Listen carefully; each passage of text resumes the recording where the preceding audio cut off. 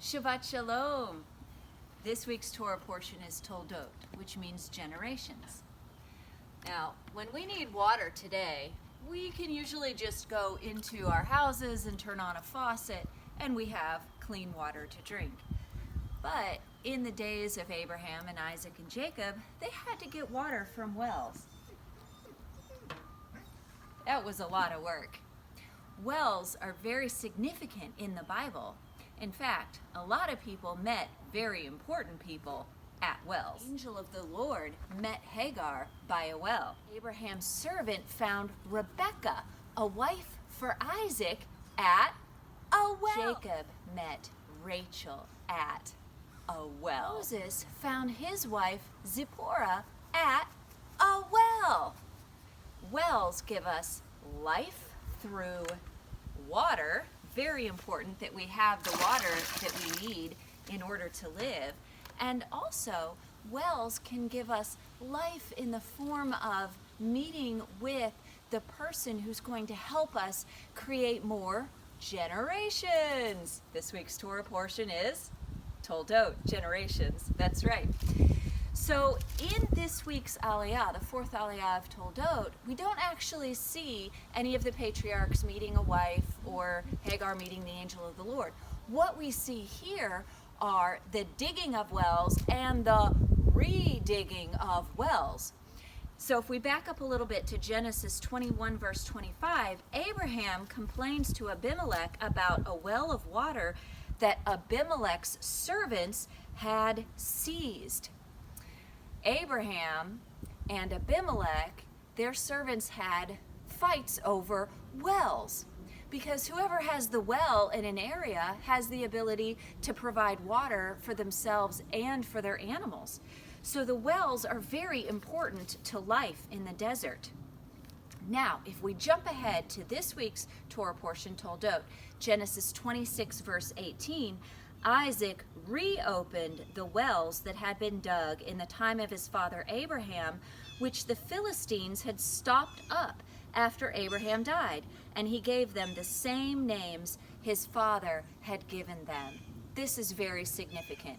The same wells that Abraham dug, that he and Abimelech's servants quarreled over, are the exact same wells that Isaac reopened, and guess what? Abimelech's servants also quarreled over. We see in the fourth aliyah that Isaac had to prove to Abimelech the same thing that Abraham had to prove to Abimelech in order to have peace over the wells. And that thing was, let's read. They answered, "We saw clearly that the Lord was with you. So we said there ought to be a sworn agreement between us."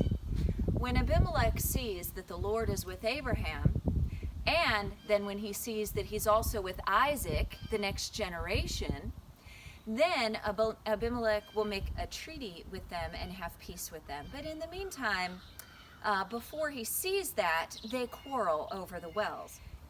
Adonai takes the physical significance of wells for being important to physical life, and he uses that as a metaphor for the importance of spiritual life. In Isaiah 12 verse 3, he says that with joy you will draw water from the wells of salvation. But what do you think prevents us from experiencing the joy of drawing water from the wells of salvation? The prophet Jeremiah talks about this in Jeremiah 2 verse 13.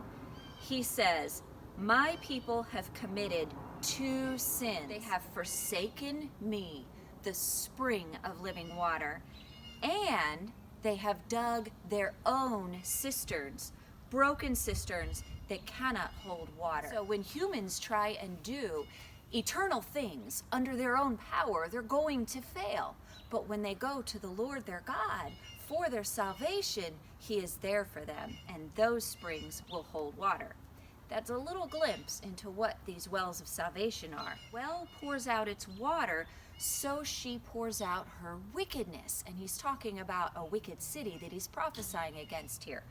So the outpouring of wickedness is a result of the two sins that he mentioned in chapter 2 verse 3. Forsaking the Lord, who is the spring of salvation, and digging our own cisterns that can't hold water.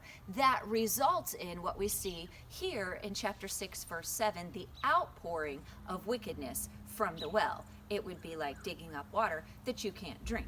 It's water of contention, of fighting, like with Abimelech's servants and then Abraham's and Isaac's servants. What is Yeshua's solution to this? Yeshua in John chapter 4, verses 7 through 14, you remember he talks to a Samaritan woman, and where? At a well. Everyone who drinks this water will be thirsty again, but whoever drinks the water I give him will never thirst. Indeed, the water I give him will become in him a spring of water welling up to eternal life. Do you want this living water today? Then follow Yeshua, the spring of living water. Shabbat Shalom.